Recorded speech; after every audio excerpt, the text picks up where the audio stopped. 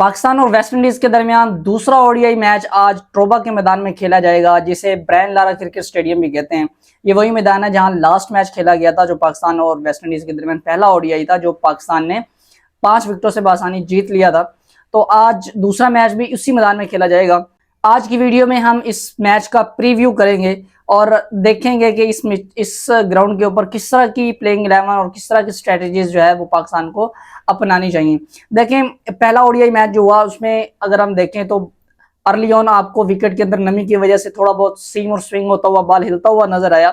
थोड़ी बहुत आपको फास्ट बॉलर्स को मदद मिलती हुई नजर आई, जैसा कि पाकिस्तान की शहीन अफरीदी ने पहले ओवर में विकेट भी लिया।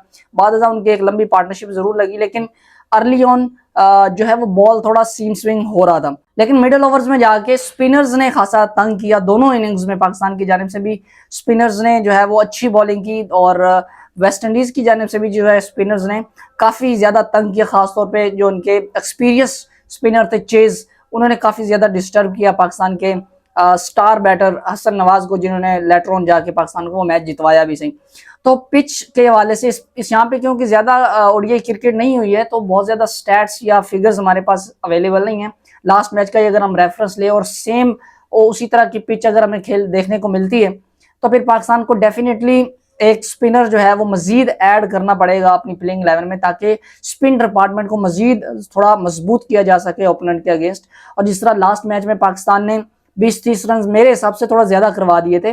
पाकिस्तान की बॉलिंग अटैक को 250 से नीचे नीचे रिस्ट्रिक्ट करना चाहिए था। 250 से ऊपर जैसे ही हम लोग चेज करने के लिए जाते हैं, हमारे जहन में एक बन जाता है, उसका एक खुमार सा बन जाता है कि ये थोड़ा सा मुश्किल हो जाएगा, तो हम फिर उसी तरह से लेके चलते हैं। और अगर थोड़ा बहुत वो तेज खेल जाते हैं और 280 से अगर 300 का जो है वो लाइन अबूर कर जाता है, तो फिर कभी भी इतना आसान नहीं होता 300 का टारगेट चेज करना किसी भी ओपोनेंट के खिलाफ किसी भी ग्राउंड में। तो पाकिस्तान को एक तो पिच को अच्छी तरह से रीड करना है, और अगर सिमिलर किस्म की पिच मिलती है, ओवरकास्ट कंडीशन भी मैं देख रहा था तकरीबन सेम है, आज भी कुछ थोड़ी बहुत रेन की प्रोडक्शन हो सकती है। तो उस हिसाब से पाकिस्तान को अपना प्लेइंग 11 सजेस्ट करना चाहिए। मेरे हिसाब से एक चेंज बनता है, फ़हीम अशरफ की जगह आपको जो है वो अबरार अहमद को ऐड कर सकते हैं, या फिर मोहम्मद नवाज की इंक्लूजन जो है वो हो सकती है, क्योंकि फ़हीम अशरफ भी सिमिलर ऑलराउंडर टाइप के प्लेयर हैं जो बॉल भी कर सकते हैं, और लेटर ऑन आपको नीचे से आपको बैटिंग एज भी थोड़ा सा मिल सकता है। तो मोहम्मद नवाज उनकी जगह पे मेरे ख्याल से प्रॉपर फिट बैठते हैं कि वो बॉल भी कर सकते हैं पूरे 10 ओवर कोटे के, और बैटिंग भी नीचे आके वो कर सकते हैं। तो मोहम्मद नवाज को इंक्लूड करना चाहिए। और मैं ये समझता हूँ, मैंने पिछले मैच की वीडियो में भी ये बात की थी कि सुफियान मुकीम की जगह पे अबरार अहमद का पहला हक बनता है। सुफियान मुकीम चूंकि T20 के अंदर अच्छी बॉलिंग कर चुके हैं, इस वजह से हमारे यहाँ ये रिवाज है कि चढ़ते सूरज को सलाम करते हैं, और जो लोगों की नजरों में होता है, जो दिख रहा होता है, वही बिक रहा होता है। तो सुफियान मुकीम को उन्होंने T20 से उठा के वनडे में भी शामिल किया। मैं सुफियान मुकीम के खिलाफ नहीं हूं, बल्कि मैंने अक्सर उसके हक में आवाज बुलंद की है कि उसको स्क्वाड का और टीम का हिस्सा होना चाहिए, लेकिन मैं उसको T20 की हद तक अभी फिलहाल कंसीडर कर रहा हूं, क्योंकि जिस टाइप के वो बॉलर हैं, वो 4 ओवर का स्पेल जो है वो आसानी से कर सकते हैं। थोड़ा तेज करने वाले बॉलर हैं, तो T20 में वो एडजस्ट होते हैं, फिट होते हैं, इतनी जल्दी रीड नहीं होते। लेकिन ओडीआई एक डिफरेंट फॉर्मेट है, यहाँ पे आपको अल्टीमेटली 10 ओवर करने होते हैं, और 10 ओवर में आपके अगले जो बैटर होता है उसके पास भी काफी टाइम होता है कि वो आपको आसानी से एक आधा ओवर आपका खेल के आपको चेक कर सकता है कि आप किस तरह से बॉल कर रहे हैं। आपको रीड करना उसके लिए थोड़ा सा कदरे आसान होता है निस्बतन T20 आई, क्योंकि उसमें बहुत कम टाइम होता है, इतना आप टाइम नहीं ले सकते विकेट के ऊपर। सो दैट्स वाई मैं ये चाहता हूं कि सुफियान मुकीम को पाकिस्तान सिर्फ T20 की हद तक फिलहाल रिस्ट्रिक्ट रखे, क्योंकि हमारा T20 का वर्ल्ड कप करीब है, ओडीआई वर्ल्ड कप अभी काफी दूर है।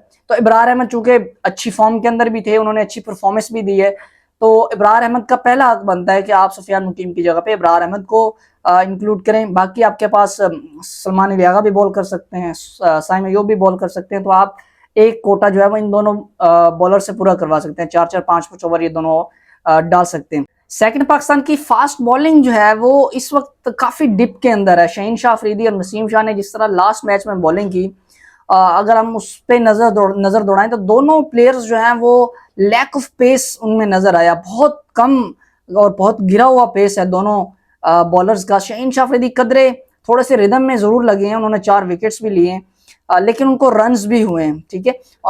मिडल ऑफ डेथ ओवर्स में जाके उन्होंने 2-4 अच्छे बॉल्स किए, यॉर्कर खासतौर पे जो उन्होंने किया वो बहुत अच्छे किए थे, उनको विकेट्स मिली हैं, बट जिस इकॉनमी से उन्होंने रन्स दिए हैं शाहीन ने और नसीम दोनों ने, वो एक्सेप्टेबल नहीं है। खासतौर पे 10th रैंक्ड टीम के अगेंस्ट अगर आप इस इकॉनमी से रन्स देते हैं, तो फिर आप अगर किसी अच्छी ओपोनेंट के खिलाफ एक ऐसी विकेट के ऊपर अगर आप बॉलिंग करते हैं जो जिसमें आपके लिए कोई मदद मौजूद नहीं है, नमी मौजूद नहीं है, आपका बॉल सीम स्विंग नहीं हो रहा, तो फिर जाहिर है ये इकोनॉमी रेट आपका 6 से बढ़ के 8 से 9 हो सकता है, जो कि एक जुर्म है। बेसिकली पाकिस्तान के प्रीमियम बॉलर हैं दोनों, और इन दोनों को सोचना है, अपने ऊपर काम करना है, अपने पेस के ऊपर काम करना है। खासतौर पे नसीम शाह का पेस बहुत ज्यादा कम है, शाहीन का फिर कदरे कुछ बेहतर है। नसीम बिल्कुल रिदम में नजर नहीं आ रहे हैं, उनकी फिटनेस के इश्यूज भी फील हो रहे हैं और उनको टीम से बाहर भी इसी वजह से किया गया था, लेकिन वापस आने के बावजूद भी उनमें कोई खास बेहतरी नजर नहीं आई है। 2022 से लेके 2025 तक के मैंने दोनों बॉलर्स के स्टैट्स निकाले जो मैं आपके साथ शेयर करता हूं। नसीम शाह ने ओडीआई के स्टैट्स हैं ये जस्ट, नसीम शाह ने 2022 में 3 मैचेस में खेले हैं और 10 विकेट्स लिए, 4.26 की इकोनॉमी से उन्होंने रन्स दिए थे।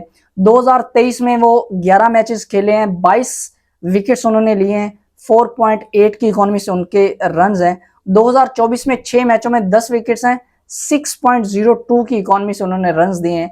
2025 में 9 मैचेस हैं, 11 विकेट्स हैं, 6.16 की इकोनॉमी से उन्होंने रन्स दिए हैं।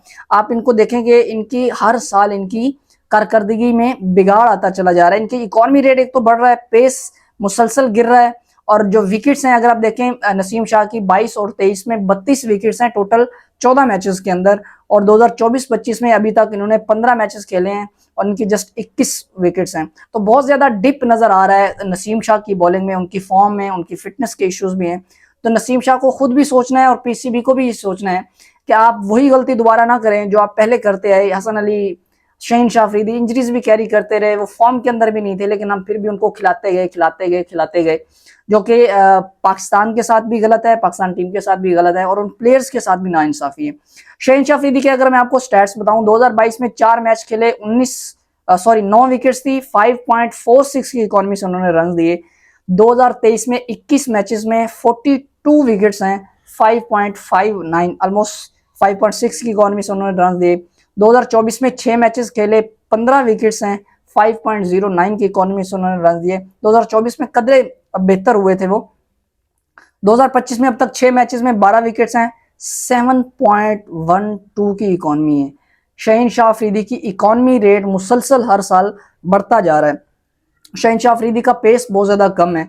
शाहीन शाह अफरीदी का जो ख़ास बात है वो उनके अर्ली ऑन न्यू बॉल के साथ, जो उनका एंगल के साथ बॉल अंदर आता है, डेडली जो वो अपर बॉल करते हैं या बहुत आगे बॉल करते हैं, यॉर्कर लेंथ के ऊपर जो बॉल करते हैं, वो उनका सबसे बड़ा हथियार था, सबसे बड़ी उनकी स्ट्रेंथ थी, जिससे उनका एक हवा बना था जो है क्रिकेट कम्युनिटी के अंदर के शाहीन शाह अफरीदी एक डेडली बॉलर है।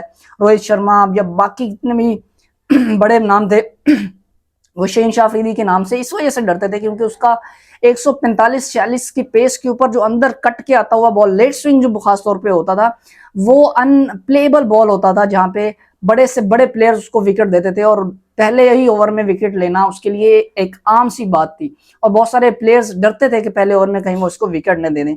अब प्रॉब्लम यह है कि शाहीन शाह अफरीदी का बॉल स्विंग तो हो रहा है, कट के अंदर तो थोड़ा बहुत आ रहा है, लेकिन पेस 132-33 पे आ चुका है। 132-33 के पेस के ऊपर अगर आपका बॉल अंदर आ रहा है तो वो बड़ा प्रेडिक्टेबल होता है और बड़ा आसान होता है प्लेयर के लिए खेलना। और अब आप देखते हैं कि बड़ी आसानी से शाहीन शाह अफरीदी को ओपनिंग बल्लेबाज या ऊपर के बल्लेबाज जो है वो खेलते हुए आपको नजर आते हैं। तो शाहीन शाह अफरीदी और नसीम शाह दोनों को अपनी फॉर्म फिटनेस के ऊपर काम करना है, अपने पेस के ऊपर खासतौर पर काम करना है। नसीम शाह एक बहुत प्रॉमिसिंग और यंग टैलेंट है। जब इन्होंने डेब्यू किया था तो ये मुझे याद है पहले 1-2 साल ये मुसलसल 140 प्लस की बॉल करते रहे हैं और अब लास्ट मैच में अगर हम देखें तो उन्होंने कोई 1 या 2 बॉल 140 के फेंकते होंगे, अदरवाइज इनका जितनी भी इन्होंने बॉलिंग की है 8 से 9 ओवर जितने भी इन्होंने किए हैं वो सारे 132, 33, 34, 35, 126, 27, 125, 135 के अराउंड ये बॉल करते हुए नजर आए, जो कि एक फास्ट बॉलर जो पाकिस्तान की एक रिच हिस्ट्री है ना, उसको अगर हम देखा जाए तो ये इस तरह का पेस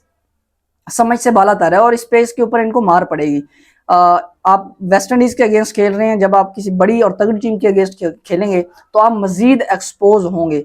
तो पाकिस्तान को भी चाहिए, पाकिस्तान क्रिकेट बोर्ड को भी चाहिए और इन प्लेयर्स को भी चाहिए कि वो अपने ऊपर काम करें। और जब तक आपकी form and fitness up to the mark नहीं होती, आप वापस टीम के अंदर ना खुद आए, ना किसी तरीके से वापस टीम के अंदर आके आप अपना मजीद वक्त और अपनी टीम का नुकसान करें। दोस्तों पाकिस्तान के दोस्तों इसके ऊपर आप अपनी राय कमेंट करके जरूर बताइएगा। आपकी कुछ सजेशन हो तो मुझे कमेंट बॉक्स में जरूर बता सकते हैं। वीडियो अच्छी लगे तो लाइक कीजिएगा, शेयर कीजिएगा अपने दोस्तों के साथ और मेरे चैनल को सब्सक्राइब करना मत भूलिए।